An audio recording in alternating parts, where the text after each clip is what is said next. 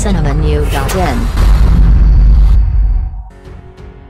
காதலித்து ஏமாற்றிய காதல் வீட்டு முன்பு இளம்பெண் ஒருவர் தர்ணா போராட்டத்தில் ஈடுபட்ட சம்பவம் பரபரப்பை ஏற்படுத்தியுள்ளது. சென்னை பூந்தமல்லி முருகன்பிள்ளை தெருவை சேர்ந்தவர் ராஜமணி என்பவரின் மகள் ஆஷா, வயது 21. எம்ஜிஆர் நகர் பகுதியை சேர்ந்த ரவியின் மகன் 24 வயதான வினோத்குமார் என்பவரும் தனியார் நிறுவனத்தில் வேலை பார்த்து வந்துள்ளனர்.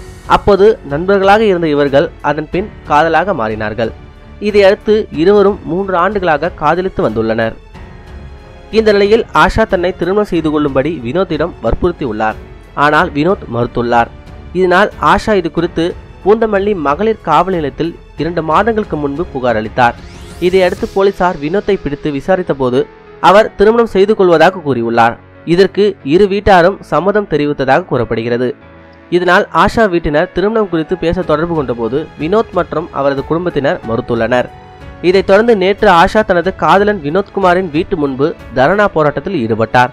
அப்போது அவர் கூறுகையில், கடந்த 3 ஆண்டுகளாக இருவரும் காதலித்து வந்தோம். என்னை திருமணம் செய்வதாக கூறியதால் இருவரும் ஜாலியாக பல இடங்களுக்கு சுற்றி வந்தோம். இதனால் 2 முறை கர்ப்பமடைந்தேன். வினோத் கூறியதால் கர்ப்பத்தை கலைத்து விட்டேன்.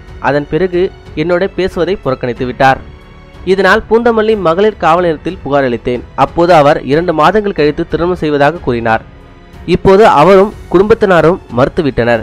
எனக்கு நியாயம் கிடைக்கும் வரை நான் இங்கிருந்து போக மாட்டேன் என கூறியுள்ளார்.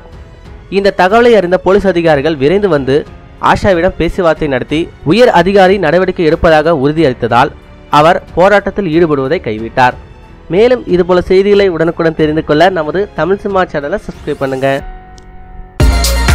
மேலும் இது போல செய்திகளை தெரிஞ்சுக்க நம்ம தமிழ் சினிமா சேனலை சப்ஸ்கிரைப் பண்ணுங்க.